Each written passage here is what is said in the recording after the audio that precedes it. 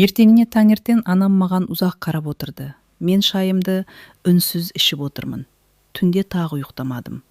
Балам, иә апа, жүрегіңе ие бол. Қолындағы кесе ауада тоқтап қалды. Неге олай дейсіз? Анам ауыр күрсінді. Кеше-кешке ауылдың әйелдері бәрін айтып келді, Сәуле туралы. Мен үндемедім, рас па? Басымда ақырын изедім. Анам көзін жұмып біраз отырды. Қыз жаман емес, мен оны кішкентайынан білемін. Бірақ Қасымбектің шаңырағына қарсы шығу өзіңе ғана емес, бізге де ауыр тиеді. Мен анамның жүзіне қарадым. Өмірінде бірінші рет оның көзінен қорқыныш көрдім. Сол күні кешке қарай Сербиге келді. Нұржан, кел. Ол есіктен кірген бойда.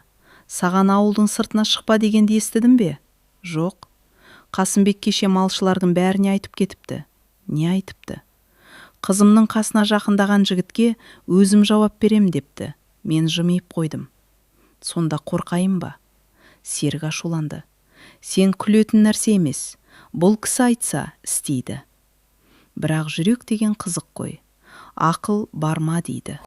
Жүрек бар дейді. Сол күні кешке мен тағы да Қараөзекке бардым.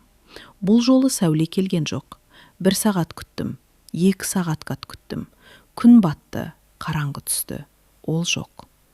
Үмітімді үзіп қайтайын деп тұрғанда, қарағаштың түбінен ақ матаға оралған кішкентай түйіншек көрінді. Жақындап ашып қарадым. Ішінде кеше өзім сыйлаған ағаш құс жатыр. Жүрегім суып кетті. Бітті. Әкесі алып қойған екен деп ойладым. Бірақ құстың астында бүктелген қағаз бар екен. Қолым дірілдеп аштым. Сәуленің жазуы. Нұржан, келмегенім үшін кешіріңіз. Үйден шығармай қойды. Бүгіннен бастап мені жалғыз жібермейді. Бірақ бұл біздің соңғы кездесуіміз болмасын. Егер тағдыр мүмкіндік берсе, мен сізді міндетті түрде көремін. Ал мына құсты қайтарған жоқпын. Тек сіздің қолыңызға тағы бір нәрсе бергім келді. Хаттың ішінен жіңішке қызыл жүн жіп түсіп кетті. Жай ғана қызыл жіп. Мен түсінбедім. Ар жағына қарасам, бұл жіпті әжем ерген. Мен болашақта өз қолыммен текемет басқым келеді. Сол текеметтің ортасына дәл осындай қызыл жіпті саламын. Егер бір күні сол текеметті көрсеңіз, мен сізді ешқашан ұмытпағанымды білерсіз. Мен хатты қайта-қайта оқып шықтым. Қызыл жіпті алақаныма салып ұзақ қарадым. Сол уақытта Сәуле үйінің ішіндегі ескі бөлмеде отыр еді. Терезеден Қараөзек жаққа қарап жылап отыр. Қолында дәл сондай қызыл жіптің тағы бір ұшы. Есіктің ар жағынан әжесінің дауысы естілді. Кірсем бола ма, қарағым? Бұл Зере әже, үйдегі ең үлкен кісі. Сәуле көз жасын сүртіп үлгерді. Келіңіз. Зере әже үнсіз келіп жанына отырды. Бір ауыз ештеңе демеді. Сосын Сәуленің алақанындағы жіпті байқап қалды. Қызыл жіп пе? Сәуле үнсіз басын изеді. Зере әже жай ғана күлімсіреді. Баяғыда менің де осындай бір қызыл жібім болған. Сәуле таңырқап қарады. Шынымен бе? Иә, біздің қазақта текеметке босқа өрнек салмайды, қызым. Әр өрнектің ішінде адамның тағдыры жатады. Кейбір әйелдер өз мұңын сөзбен айта алмайды. Сосын оны жүнмен тоқиды. Сәуле үнсіз тыңдап отыр. Егер жүрегіңде сақтағың келген сыр болса, бір күні оны текеметке сал. Тек оны әркім оқи алмайды. Жүрегімен көретін адам ғана түсінеді. Сол түні Сәуле өмірінде алғаш рет ескі сандықты ашты. Ішінен түрлі түсті жүндерді шығарды. Ақ, көк, қара, қызыл. Ол қызыл жіпті екі алақанына қысып тұрып сыбырлады. Бір күні мен міндетті түрде тоқимын. Ал дәл сол сәтте мен де үйімде сол қызыл жіпті жүрегімнің тұсына қойып, мен де күтемін деп сыбырлап отырған едім. Біз бір-бірімізді көрмей-ақ, бір уәдені қатар бергенімізді әлі білмейтінбіз. Содан кейін біздің өміріміз екіге бөлінді. Бірі ауыл көріп жүрген өмір, екіншісі ешкім білмейтін өмір. Қасымбек ақсақал сөзінде тұрды. Сәуле енді ешқайда жалғыз шықпайтын болды. Мектепке барса анасы бірге, дүкенге шықса жеңгесі бірге, тіпті көрші үйге кірсе де біреу соңынан еріп жүреді. Ауылдың адамдары мұны байқап жүрді, бірақ ешкім ештеңе сұрамады. Өйткені ол заманда үлкеннің ісіне араласу әдепсіздік саналатын.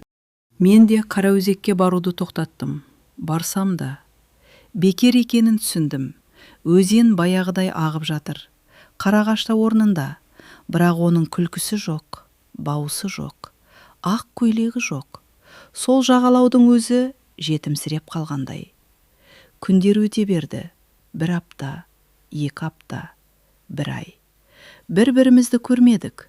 Бірақ адам көрмеген сайын ұмытады екен деген сөз өтірік екен. Керісінше, күн өткен сайын жүректегі орны үлкейе береді екен. Бір күні кешке Серік үйге асығып келді. Нұржан, не болды? Ертең ауданнан жәрмеңке келеді.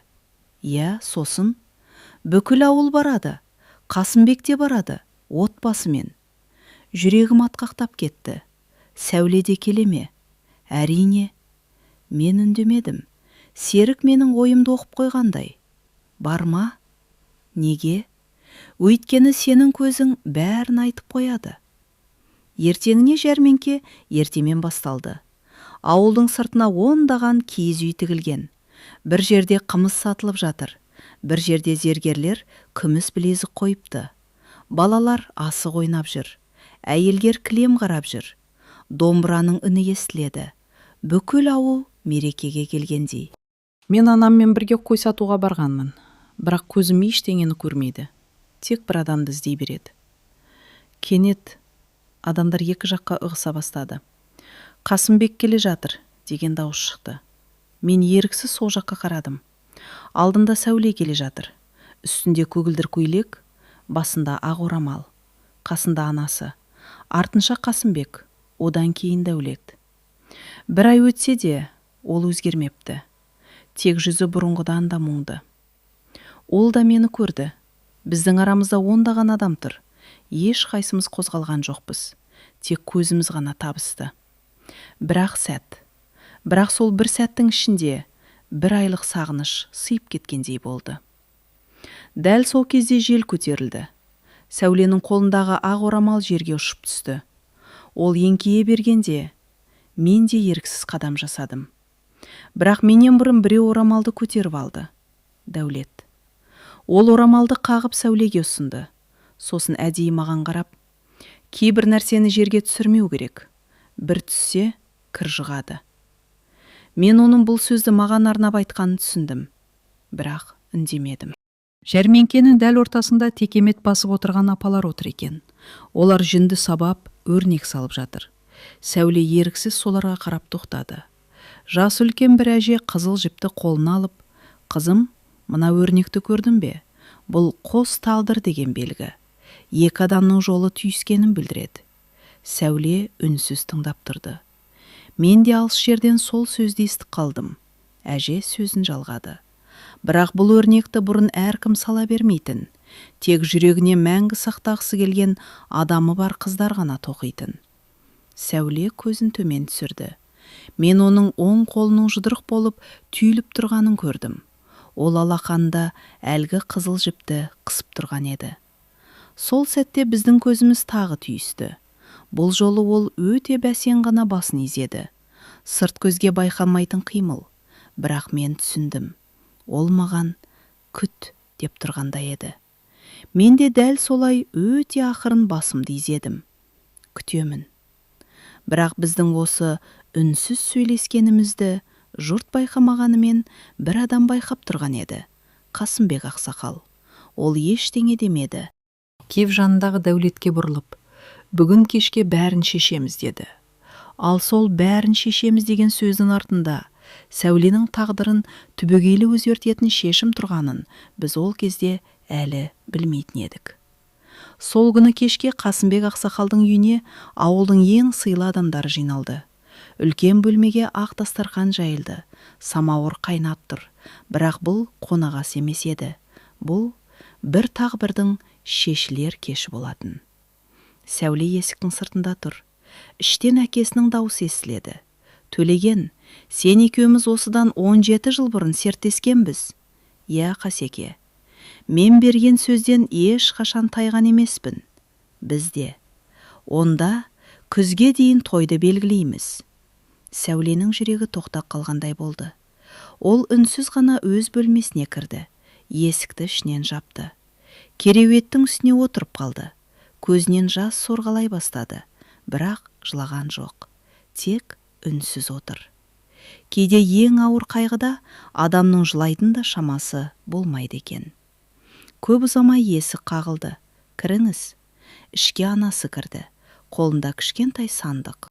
Есікті жайлап жауып, қызының қасына отырды. Естідің бе? Сәуле үндемей басын изеді. Анасы оның шашынан сипады. Қызым, мен сенен кешірім сұраймын. Сәуле аң-таң болып қарады. Неге? Өйткені ана болғаныммен сені қорғай алмадым. Осы сөзден кейін Сәуле анасын құшақтап жылап жіберді. Екеуі ұзақ жылады. Сәлден соң анасы әлгі сандықты ашты. Ішінен түрлі түсті жүндер шықты. Ақ, көк, қара, қызыл. Бұларды әжем маған берген. Мен саған берейін деп сақтап жүредім. Сәуле көз жасын сүртіп, не үшін деп сұрады. Қыз ұзатыларда өз қолымен текемет басуы біздің әулеттің ескі дәстүрі. Сол текемет жаңа шаңыраққа бірге барады. Бұл сөз Сәуленің жүрегіне майзадай қадалды. Мен ол текеметті басқым келмейді. Анасы үнсіз қалды. Біраздан кейін ғана. Кейде адам тағдырын өзгерте алмайды. Бірақ өз жүрегін ешкім тартып ала алмайды. Осы сөзді айтып анасы орнынан тұрды. Кетерінде тек бір ауыз сөз айтты. Егер тоқсаң, жүрегіңді тоқы. Сол түні Сәуле шам жақты. Алдына ақ киізді жайды. Жүндерді реттеп қойды. Ұзақ қарап отырды. Қолына қызыл жіпті алды. Сосын ақырын ғана. Нұржан, мен саған берген уәдемді ұмытқан жоқпын, деп сыбырлады. Ол текеметтің дәл ортасына ешкім байқамайтын кішкентай ғана өрнек сала бастады. Сырт көзге қарапайым қошқар мүйіз секілді. Бірақ оның ішінде екі жүректің белгісі жасырылған еді. Бұл белгінің сырын екеуінен басқа ешкім білмейтін. Ал дәл сол түні мен де үйде отыр едім. Серік ендігі кіріп келді. Нұржан, не болды? Жаман хабар. Жүрегім зу ете қалды. Айт. Қасымбек бүгін құдалықтың күнін белгілеп қойды. Күзде. Сәулені дәулетке ұзатады екен. Бөлме іші үнсіз қалды. Мен орнымнан тұра алмадым. Серік иығыма қолын қойды. Нұржан, болды, ұмыт. Мен басымды баяу көтердім. Адам жүрегін бұйрықпен ұмыта ала ма? Серік жауап бере алмады. Сол түні алғаш рет менің де көзімнен жас шықты. Ер адам жыламайды дейді. Өтірік екен. Жылайды. Тек ешкім көрмейтін жерде жылайды екен. Мен қалтамнан Сәуле берген қызыл жіпті шығардым. Оны алақаныма қысып тұрып, егер бұл тағдыр болса, мен тағдырмен сөйлесемін дедім. Сол сәтте мен ішімнен бір шешім қабылдадым. Мен Қасымбек ақсақалдың алдына өз өрім барамын. Қызын сұраймын. Бай кедей деп бөлсе де, жоқ десе де, жүрегімдегі сөзді айтпай үнсіз кетпеймін. Мен ол шешімнің өз өмірімдегі ең ауыр сынаққа айналарын әлі білмейтін едім. Таң намазынан кейін анам самауырды қойды. Екеуміз үнсіз шай ішіп отырмыз. Бір кезде мен кесені жайлап орнына қойдым. Апа, ол маған қарады. Мен бүгін Қасымбек ақсақалдың үйіне барамын. Анамның қолындағы қасық жерге түсіп кетті. Не дедің? Сәулені сұраймын. Үйдің іші қайтадан үнсіз қалды. Анам көзін жұмып терең күрсінді. Балам, бұл жолдың соңы ауыр. Білемін. Ол сені тыңдамайды. Сонда да барамын. Неге? Мен анама алғаш рет жүрегімдегі сөзді айттым. Өйткені кейін өмір бойы айтсам қайтер еді деп өкінгім келмейді. Анам көз жасын сүртті. Әкең тірі болғанда дәл осылай істер еді. Түске қарай ең таза көйлегімді кидім. Кара костюмымды шешіп алдым. Анам жаға мойнымды түсіп берді. Кетерімде қолыма кішкентай ғана Құран ұстатты. Ақиқатпен бар. Ашуыңды ертпе. Не жауап берсе де, үлкеннің алдында даусымды көтерме. Мен басымды изедім. Қасымбек ақсақалдың үйіне жеткенше жүрегім кеудеме сыймай келді. Үлкен қақпаның алдында біраз тұрдым. Қайтып кеткім де келді. Бірақ қалтамдағы қызыл жіпті ұстап едім. Батылым қайта оралды. Қақпаны қақтым. Есікті Қасымбектің өзі ашты. Мені көргенде қабағы түйіліп кетті. Не керек? Ассалаумағалейкум. Уағалейкум. Не шаруамен келдің? Мен бір сәт үнсіз тұрдым. Сосын сөйлесуге келдім дедім. Ол біраз қарап тұрды. Кір. Үлкен бөлмеге кірдік. Қасымбек төрге отырды. Маған қарсы орын көрсетті. Бөлмеде екеуміз ғана.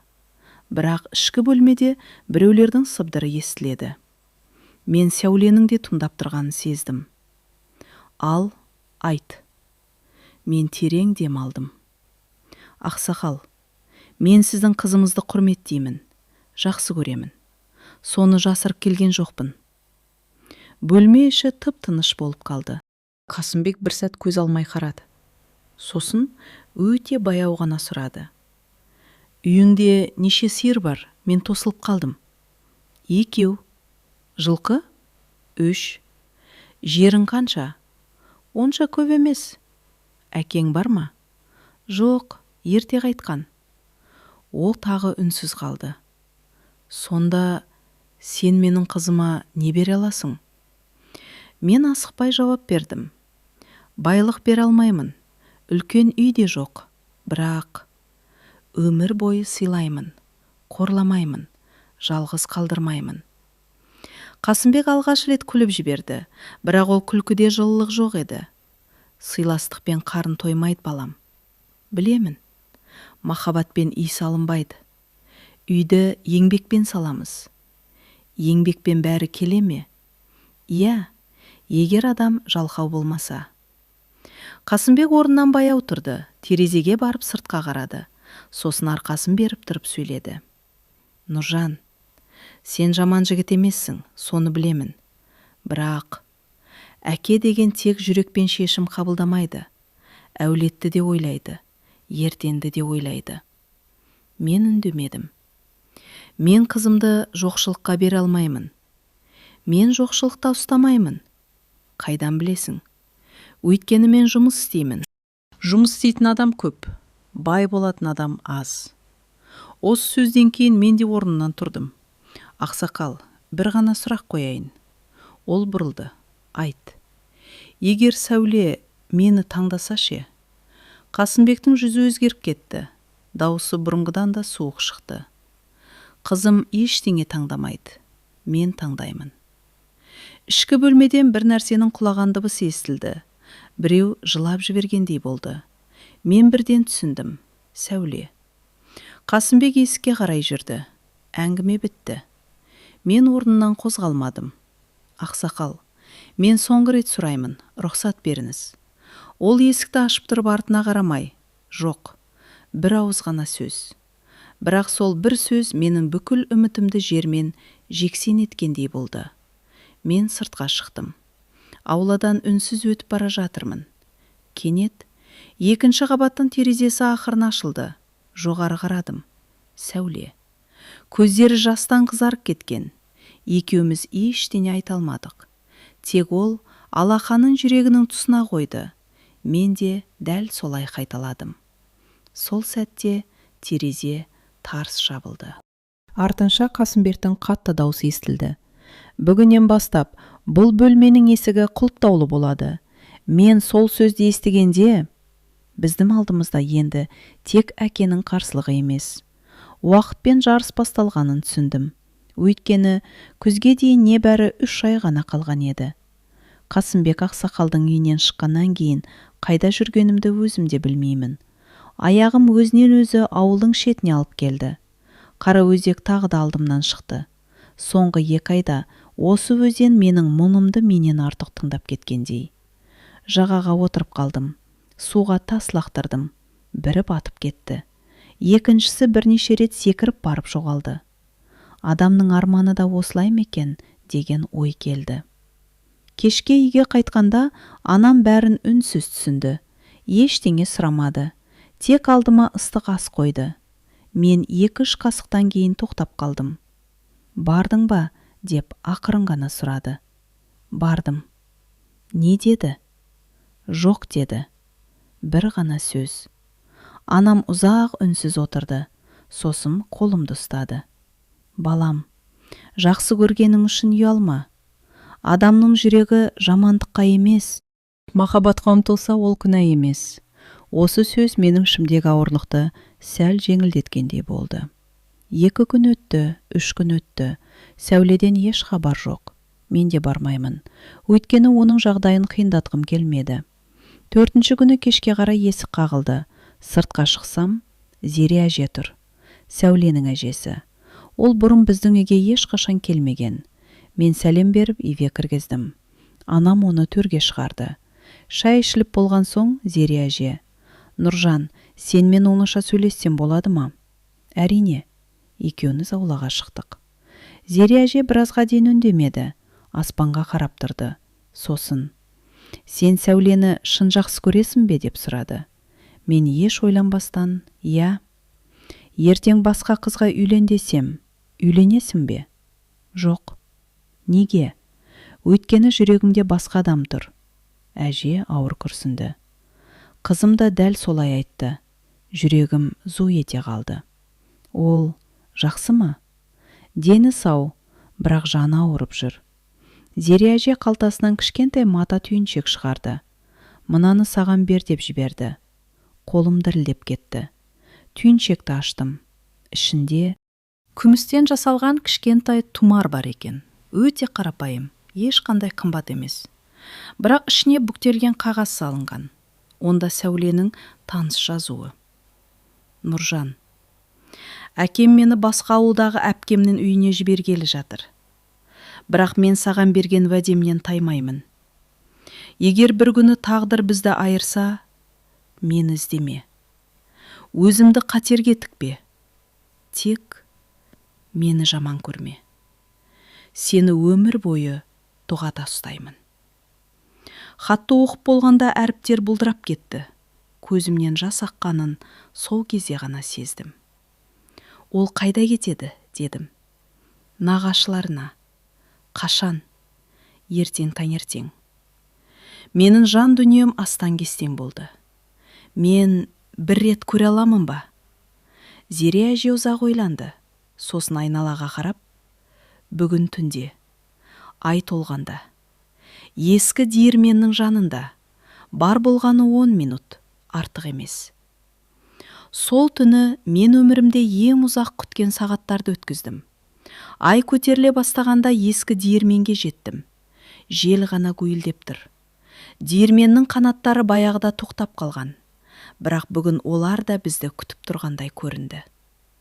5 минут өтті. 10 минут өтті. Менің үмітім сөне бастағанда. Қараңғыдан ақ орамал көрінді. Сәуле. Ол баяу жүріп келді. Екеуміз бір-бірімізге жақындадық. Бірақ бұл жолы ешқайсымыз жүгірмедік. Екеуміз де бұл кездесудің қаншаншалық ауыр екенін түсініп тұрдық. Кешіріңіз, деді ол. Не үшін? Мен сізге бақыт әкеле алмадым. Мен басымды шайқадым. Ондай сөзді енді ешқашан айтпа. Осыған біздің қолымыздан келмеген, тағдыр кінәлі. Сәуле үнсіз жылады. Ол қалтасынан кішкентай ораманы шығарды. Ішінде тағы бір қызыл жіп бар екен. Бірақ бұл жолы жіптің ұшына кішкентай түйін байланған. Бұл не? Әжем айтты. Егер екі адам бір-біріне адал болуға серт берсе, жіпті түйіп қояды екен.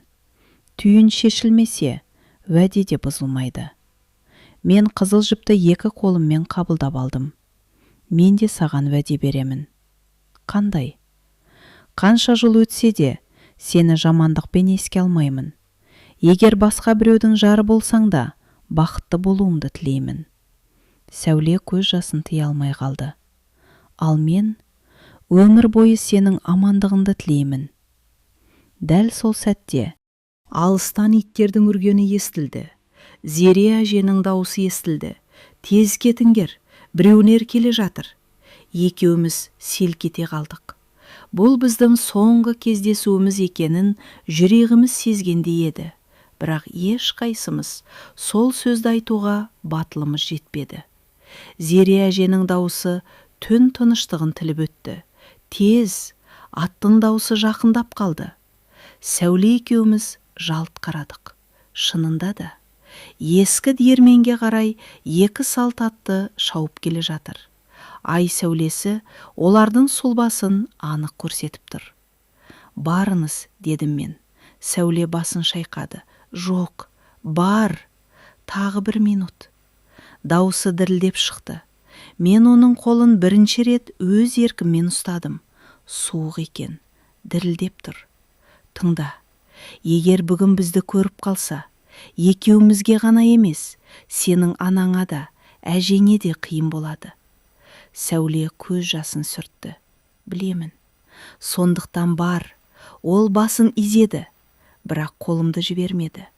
Сол бір сәтте уақыт тоқтап қалғандай болды. Ескі диірмен, ай сәулесі, желдің гуілі, 2 жас жүрек. Екеумізде дәл осы сәтті мәңгі есте сақтап қалғымыз келгендей, бір-бірімізге үнсіз қарап тұрдық. Мұржан, иә, егер бір күні мені басқа біреуге ұзатып жіберсе, сен өз өміріңді тоқтатпа. Мен басымды шайқадым. Ондай әңгімені қозғама. Жоқ, тыңдашы. Ол көзіме тіке қарады. Сенің анаң бар, қарындастарың бар. Оларға тірек бол. Өзіңді жоғалтпа. Мен жылап тұрған қыздың дәл осындай күшті болатынын алғаш көрдім. Өз қайғысынан бұрын мені ойлап тұр. Мен қалтамнан қызыл жіпті шығардым. Ол берген 2 түйінді жіп. Мынаны өмір бойы сақтаймын. Мен де. Ол мойнындағы күміс тұмарды көрсетті. Сен ұстап көргеннен кейін, енді бұл менің ең қымбат дүнием. Сол кезде Сәуле қатты айқай естілді. Қасымбек ақсақалдың даусы. Сәуле селк ете қалды. Әкем, бар, дедім. Ол 2 қадам жүгірді, бірақ қайта бұрылып келді. Күтпеген жерден 2 қолмен бетімді ұстап, маңдайыма маңдайын тигізді. Алла сені аман сақтасын деп сыбырлады. Сосын жүгіріп кетті. Бұл біздің алғашқы әрі соңғы жақын сәтіміз еді. Мен орнымнан қозғалған жоқпын. Біраздан кейін Қасымбек ақсақал қасыма келді. Жанында Дәулет. Екеуі де үнсіз. Қасымбек біраз уақыт маған қарап тұрды. Сосын, жігіт екенсің, деді. Мен үндемедім. Қашып кетуге де болатын еді. Неге қашамын? Қорықпадым ба? Қорықтым. Сонда неге кетпедің? Мен жай ғана. Өйткені мен ешқандай ұрлық жасаған жоқпын. Мен тек қызыңызды жақсы көрдім.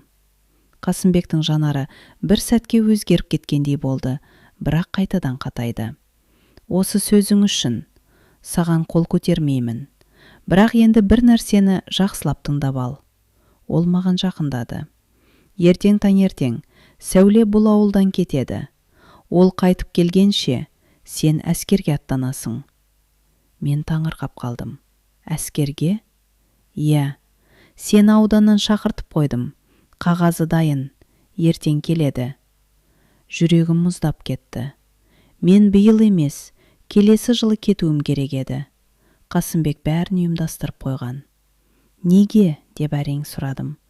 Ол өте суық үнмен жауап берді. Араларында уақыт қана ажырата алады. Мен соған сенемін. Олар кетіп қалды, ал мен диірменнің жанында жалғыз қалдым. Аспанға қарадым. Ай бұлттың артына кіріп бара жатыр екен, тура менің бақытым сияқты. Ертеңінде таңертең ауыл шетінен шаң көтерілді. Сәуле мінген көлік нағашыларының ауылына қарай ұзап бара жатты. Мен алыс төбенің басында тұрдым. Ол мені көрмеді. Ал мен Көлік көзден ғайып болғанша қарап тұрдым. Сол күні жүрегімнің жартысы сол шаңның ішінде кетіп бара жатқандай болды. Ал түс ауа ауылға әскери комиссариаттың көлігі келді. Қолдарында бір қағаз. Нұржан Қалиұлы. Иә, әскерге шақырту. 2 аптадан кейін жолға шығасыз. Мен қағазды үнсіз алдым. Енді бәрі түсінікті болды. Әскерге шақырту қағазын қолыма алғаннан кейін уақыт бұрынғыдай жүрмей қалды. Күндер өте жылдам өтіп жатқандай, ал мен әр сағатты ұстап қалғым келеді. Ауылдың бәрі естіп қойды. Нұржан әскерге кетеді екен. Бірі арқамнан қақты. Азамат болып қайт. Бірі күліп, 2 жыл өте шығады деді. 2 жыл. Олар үшін 2 ақ сөз, ал мен үшін тұтас бір өмір сияқты еді. Анам күн сайын жолға керек жарақ дайындай бастады. Бірде шұлықты оқиды, бірде көйлек тігеді. Кейде үндемей отырып қалады. Мен оның көзінше ешқашан мұңаймауға тырысатынмын. Бірақ ана жүрегі бәрін сезеді екен. Кетеріме 3 күн қалғанда. Кешке қарай есік тағы қағылды. Сыртқа шықсам, Зере әже. Бұл жолы жүзіндегі мұң бұрынғыдан да ауыр. Балам, бүгін соңғы рет келіп тұрмын. Мен үнсіз тыңдап тұрдым. Ол маған ақ матамен оралған ұзынша бір түйіншек ұстатты. Мұны Сәуле жіберді. Өзі жақсы ма? Әже басын изеді. Жақсы. Бірақ күн сайын терезеге қарап отырады. Қолым дірілдеп түйіншекті аштым. Ішінен ақ мата шықты. Ақ матаның ортасына қызыл жіппен кішкентай ғана өрнек тігілген. Бір қарағанда қарапайым қошқар мүйіз. Бірақ мұқият қарасаң, өрнектің ішінде бір-біріне қараған 2 аққу жасырылған. Мен таңырқап қалдым. Бұл өзі тікті 3 күн бойы. Күндіз ешкімге көрсетпей, түнде шамның жарығымен. Зере әже күлімсіреп қойды. Нұржан түсінеді деді. Мен ұзақ қарап тұрдым. Шынында да түсіндім. Бұл жай өрнек емес. Бұл екеуміздің ғана сырымыз еді. Ақ матаның ішінде тағы бір хат бар екен. Мен асықпай аштым. Сәуленің қолтаңбасы. Бұрынғыдан да дірілдеп жазылған. Нұржан, сен кеткенше өзім бара алмадым. Кешір. Әкем үйден шығармай қойды. Бірақ саған бос қолмен аттануға рұқсат ете алмадым. Әжем маған әр өрнектің өз тілі болады деп үйретті. Мына өрнектің ішінде 2 аққу бар. Аққулар өмір бойы жұбынан айырылмайды дейді. Егер тағдыр бізді айырса да, жүрегім айырылмайды. Сен қайтып келген күні, мен өз қолыммен үлкен текемет басамын. Сол текеметтің дәл ортасына осы өрнекті қайта саламын. Егер бір күні көрсең, менің саған берген уәдемнің өзгермегенін біл. Сені күтемін, Сәуле. Хатты оқып болғанда мен оны кеудеме қысып ұзақ отырдым. Жыламауға тырыстым, бірақ болмады. Көз жасым ақ матаның үстіне тамып кетті. Зере әже үндемеді. Жылап тұрған ер адамды жұбатуға болмайтынын білетіндей. Біраздан кейін ол орнынан тұрды. Балам, саған бір өтінішім бар. Айтыңыз. Егер тағдыр сендерді қоспай қойса, Сәулені кінәлама. Ол соңына дейін күресіп жатыр. Мен басымды изедім. Уәде беремін. Әже кетіп бара жатқанда қайта бұрылды. Тағы бір нәрсе. Иә, Сәуле кеше түнде текеметтің алғашқы жүнін сабады. Мен таңырқап қалдым. Қазірден бе? Иә. Күту ұзақ болса, тоқу да ұзақ болсын деді. Мен сол кезде алғаш рет түсіндім. Ол тек текемет тоқып жатқан жоқ еді. Ол біздің үмітімізді тоқып жатқан. 2 күннен кейін ауылдың теміржол бекетіне бүкіл ауыл жиналды. Әскерге аттанатын 4 жігітпіз. Анам көз жасын тия алмай тұр. Қарындастарым үнсіз. Пойыздың ысқырығы алыстан естілді. Дәл сол сәтте перронның ең шетінде ақ жаулық киген бір кемпірді көзім шалды. Зере әже. Ол ештеңе демеді. Тек қолындағы ақ орамалды жай ғана көтерді. Ал орамалдың бір бұрышына қызыл жіппен тігілген кішкентай ғана қос аққу көрініп тұр еді. Мен басымды ақырын изедім.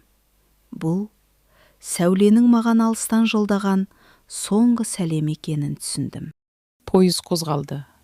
Туған ауыл алыстай берді. Пойыз терезесінен туған ауылдың соңғы үйлері көрінбей кеткенше қарап отырдым. Қалтамда ақ мата, қызыл жіп, сәуленің хаты. Бар байлығым осы еді. Әскерге келген алғашқы ай өте ауыр өтті. Таңғы 5-те тұрамыз, жүгіреміз, жаттығу, сап, күзет. Кешке дейін тыным жоқ. Кейде шаршағаннан төсекке басым тие сала ұйықтап кететімін. Бірақ түсімде үнемі қара өзекке қайтып барамын. Сәуле күліп қарсы алады. Оянып кетсем, суық қазарма, темір кереует, бөтен адамдар. Айлар өте бастады. Бірінші хатты анамнан алдым. Балам, біз аманбыз. Қарындастарым сабағын жақсы оқып жүр. Аман бол, денсаулығыңды күт. Хатты қайта-қайта оқып шықтым, бірақ бір нәрсені іздей беремін. Сәуле туралы бір ауыз сөз жоқ. Екінші айдың соңында тағы хат келді. Тағы анамнан. Тағы үнсіздік.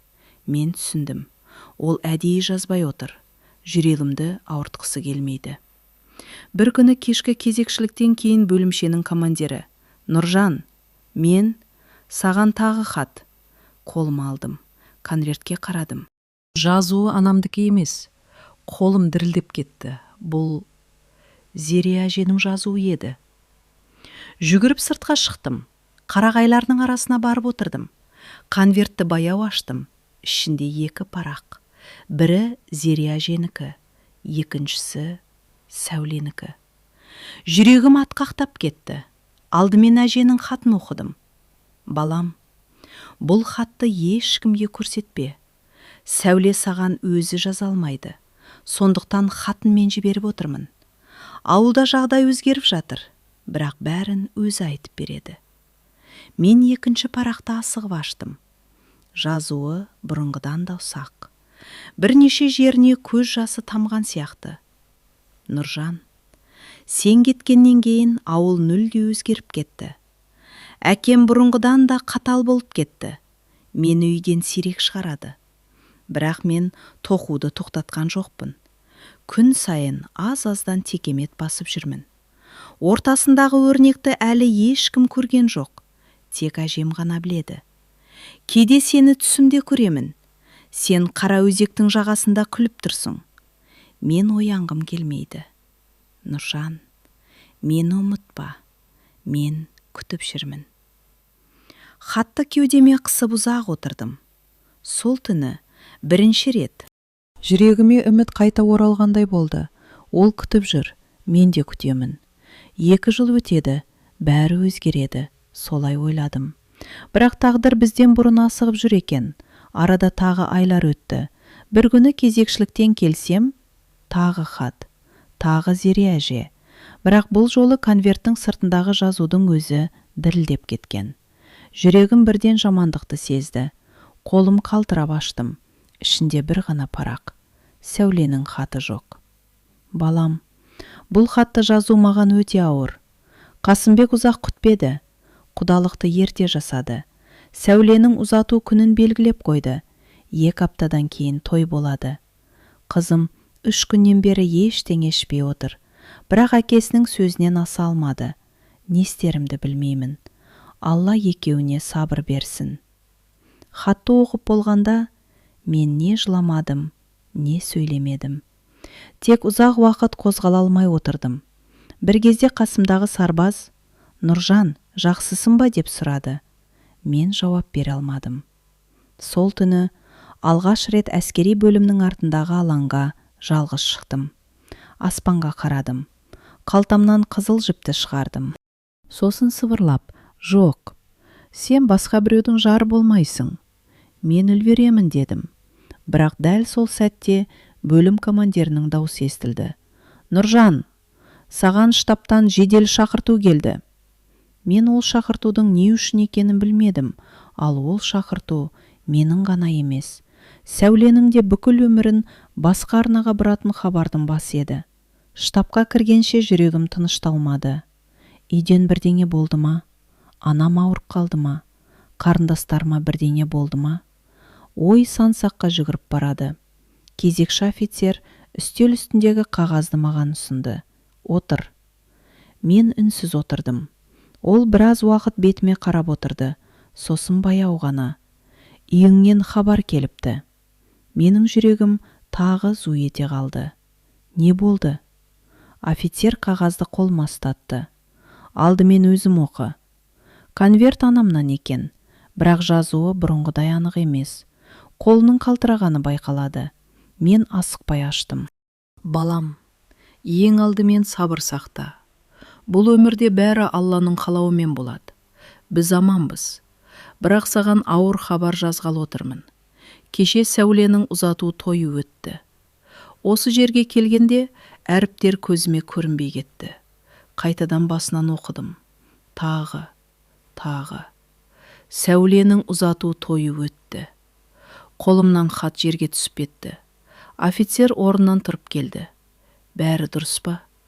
Мен жауап бере алмадым. Тек басымды төмен түсіріп отырдым. Көзімнен жас тамып жатқанын да сезбедім. Офицер үндемей иығыма қолын қойды. Үйге бірдеңе болып па? Мен әрең дегенде, жоқ. Онда жүрегім, дедім. Ол ештеңе сұрамады. Әскери адам болса да. Сол күні ол мені сарбаз ретінде емес, жүрегі жараланған жігіт ретінде түсінді. Кешке дейін ешкіммен сөйлеспедім. Тамақ ішпедім, жаттым. Бірақ көзім жұмылмайды. Құлағымда бір ғана сөйлем: Сәуленің ұзату тойы өтті. Түн ортасында қалтамдағы қызыл жіпті шығардым.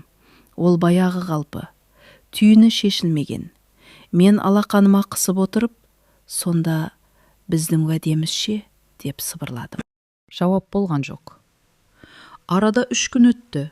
Өзімді жұмысқа зорлап салдым. Жаттығуға шықтым, жүгірдім. Бірақ ішім бос қалғандай.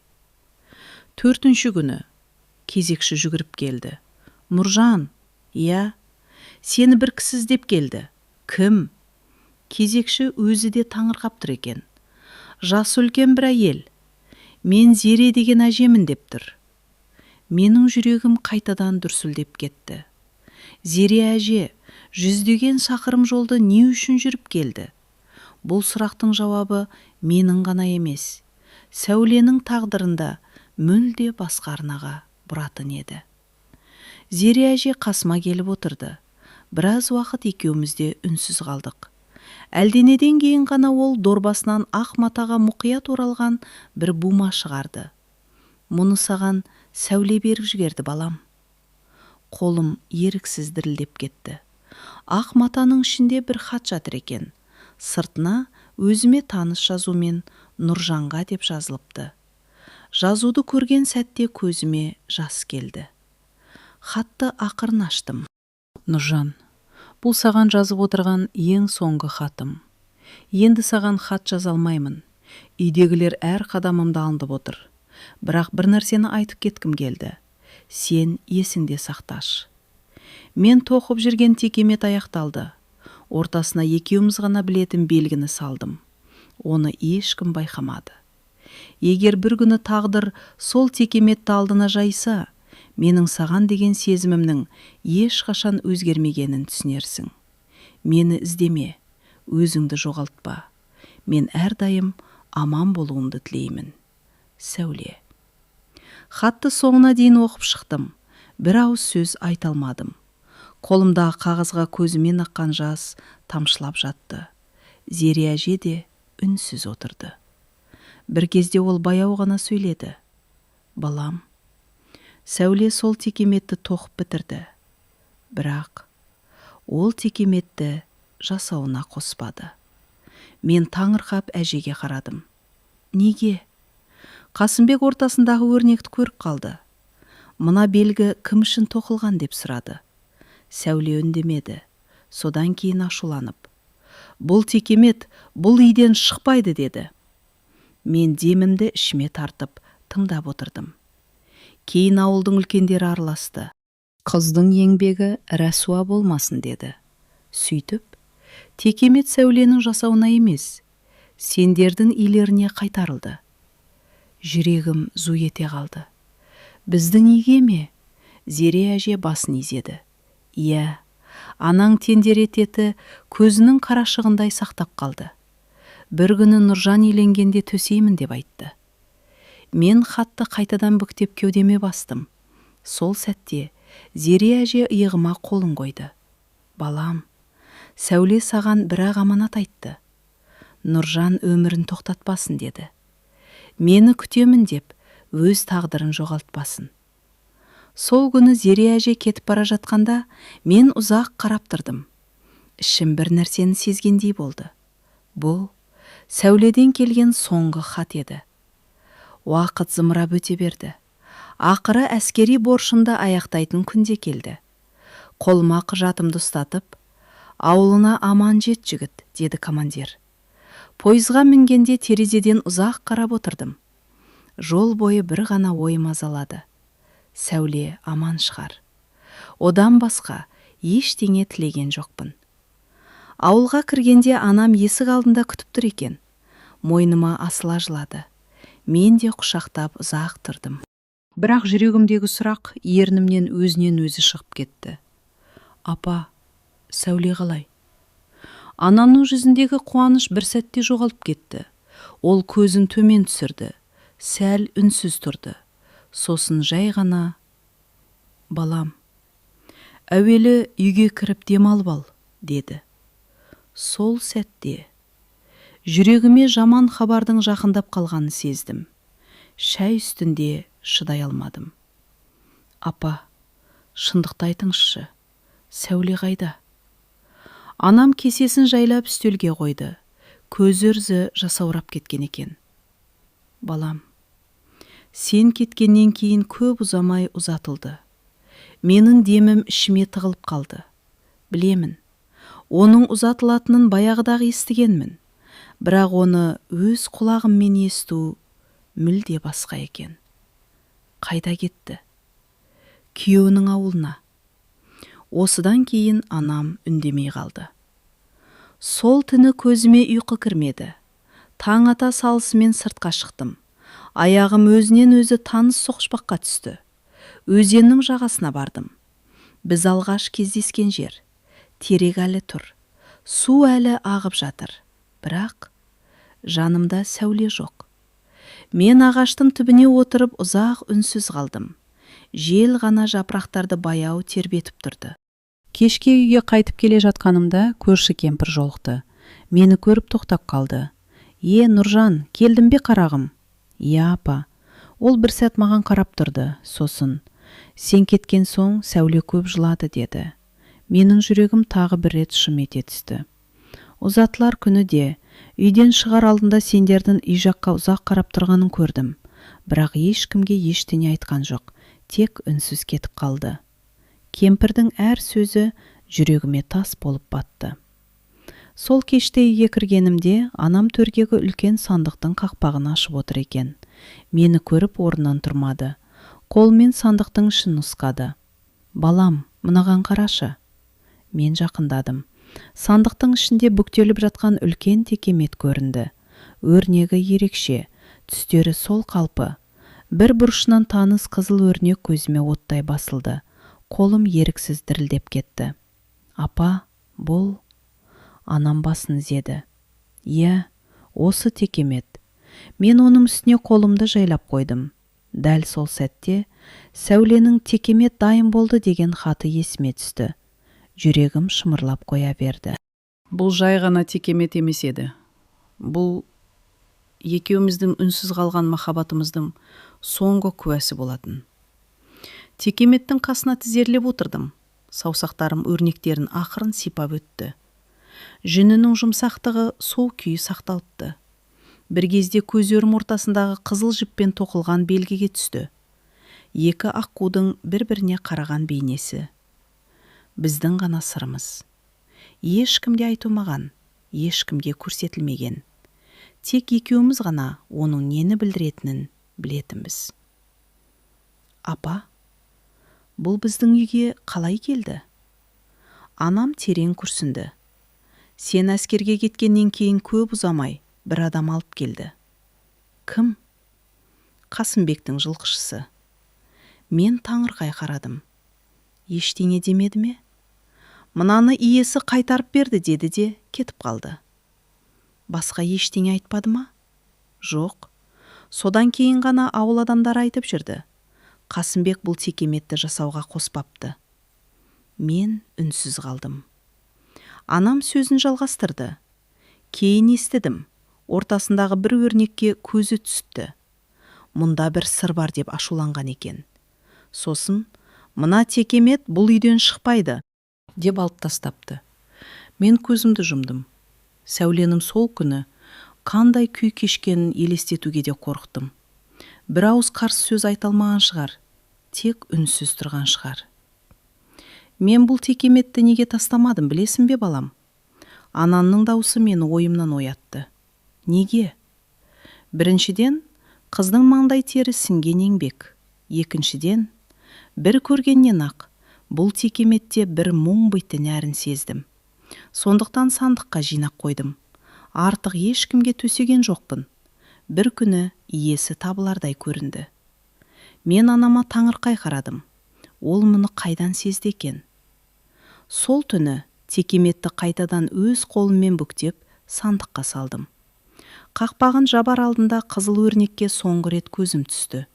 Ішімнен ғана: Сәуле, уәдеңде тұрыпсың, дедім. Күндер өте берді. Ауыл тіршілігі бұрынғы қалпына түсті. Көрші қолаң менің үйленуім туралы сөз қозғай бастады. Анам да ара-тұра: балам, енді өз өмірінді де ойлайтын кез келді дейтін. Мен үндемейтінмін. Өйткені жүрегімнің бір бұрышында әлі күнге дейін ешкім кіре алмай тұрған орын бар еді. Арада бірнеше ай өтті. Күздің қара суығы ерте түсті. Мен күнде таң ата малдың соңына кетемін. Кеш бата үйге ораламын. Сырт көзге бұрынғы Нұржанмын, бірақ ішімде бір нәрсе мәңгі өзгеріп кеткен еді. Бір күні кешке анам қазанның қасында отыр екен. Мені күтіп отырғаны жүзінен ақ білінді. Балам, отыршы. Даусынан бір ауыр әңгіменің боларын сездім. Үндемей қарсысына жайғастым. Анам біразға дейін қолындағы шәйнектің қақпағын ашып жабуымен болды. Ақыры сөз бастады. Нұржан, мен де анамын. Сенің жүрегіңнің қай жерде қалғанын білмеймін деп ойлайсың ба? Басымды төмен түсірдім. Ештеңе демедім. Сәулені ұмыт деуге аузым бармайды. Адам сүйгенін бұйрықпен ұмытпайды. Бірақ өмір тоқтап қалмайды, балам. Мен анама қарадым. Оның да көзі жасаурап отыр екен. Сен кеткеннен бері әр күнімді санадым. Балам аман келсе екен деп тіледім. Енді Алла сені аман қайтарды. Мен сенің тағы да күліп жүргеніңді көрсем деймін. Сол сөзден кейін үнсіздік орнады. Бірнеше күннен соң ауылға нағашым келді. Кешкі шай үстінде ол сөз арасында: көрші ауылда жақсы бір қыз бар екен, әдепті, еңбекқор, анасына қарайды, сенімен жарасар еді, деді. Мен жымиғанда жоқпын. Әзірге ондай ойым жоқ. Нағашым үндемеді, бірақ анамның жүзіндегі мұңды байқап қалдым. Сол түні сыртқа шықтым. Аспан толған жұлдыз. Самал, жел баяу есіп тұр.